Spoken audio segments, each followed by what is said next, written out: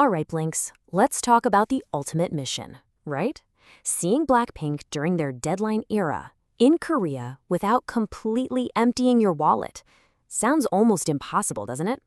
Well, what if I told you there's a smart, data-backed way to make it happen? Let's get into the strategy.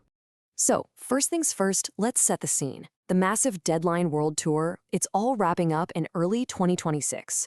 For fans all over the globe, you can feel it. That clock is ticking. The chance to be a part of this huge, historic era feels like it's slipping away, and fast.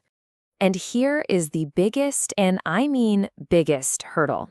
If, and that's a big if, they announce a finale concert in Seoul, you can bet those VIP packages are going to soar past $1,500. And get this, that's before you even think about flights or a place to stay. That's the kind of price tag that just crushes the dream for so many of us. But hold on. Just because the tour is ending doesn't mean it's the end of the story. No way. There is a much, much smarter way to be right there in Seoul, right at the peak of all the deadline promotions for just a fraction of that insane concert cost. You haven't missed your chance. You just need a better plan. Okay, so this is the absolute core of our strategy. We're going to target something I like to call a cost vacuum. It's this super short window where travel prices just plummet. And the best part? It happens right as Blackpink's activities are hitting their peak. So here's how we find it. Take a look at this timeline. It maps out travel demand for early 2026. You see, first you've got the New Year's spike, super expensive. Then, boom, you hit the massive Solal, or Lunar New Year rush, from February 16th to the 18th. You absolutely want to avoid that. Right after that, prices shoot up again for the cherry blossom season. But do you see that sweet spot? That little valley right in between, late February to early March? Bingo, that is our window. All right, so we've locked in the when. Now let's build the how. This is your step-by-step playbook to make this whole thing a reality. And we're going to start with the biggest expense for pretty much any trip, the flights. The absolute key here is to use low-cost carriers, or LCCs. Now, during that perfect window we found, you can find round-trip flights from huge fan hubs like Bangkok, Tokyo, and Singapore for under $300. Seriously, we're talking airlines like Jin Air, Zip Air, and Scoot. Finding a deal like that completely changes the financial game. Okay, so how do you actually lock in one of those amazing prices? It's a simple three-step strategy. First, target the booking sweet spot. That's about 12 to 16 weeks before you travel. So for us, that's late November to early December 2025. Step 2, book your flights for midweek. Tuesdays and Wednesdays are almost always cheaper. And finally, step 3, set up price alerts. That way, you'll catch any special promotions that pop up right after that big sale all holiday rush is over. Next up, a place to stay. The plan is simple. We're staying in Yongsan. It's a major transportation hub, and it's where the National Museum is located. Now, the costs here are, honestly, they're shockingly low. You can find a spot in a guest house for as little as 23,000 won. Do you know what that is? That is under $20 a night. It's just an unbeatable price for such a perfect location.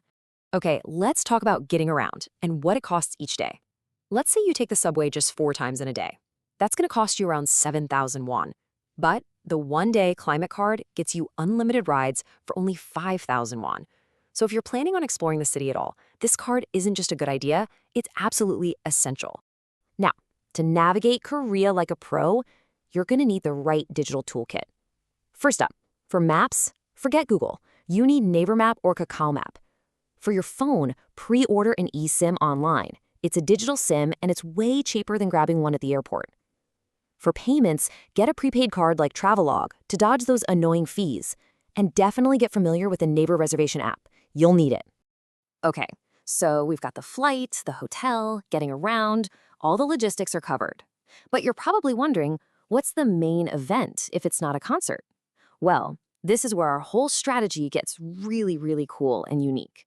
We're shifting our focus from a massive stadium to something, well, something way more intimate and a whole lot more accessible. Check this out.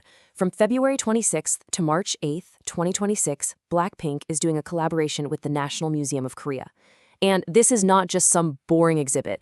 We're talking the entire museum exterior lit up in pink, audio guides narrated by the members themselves, and, this is the big one, exclusive listening sessions for the Deadline album happening inside the museum.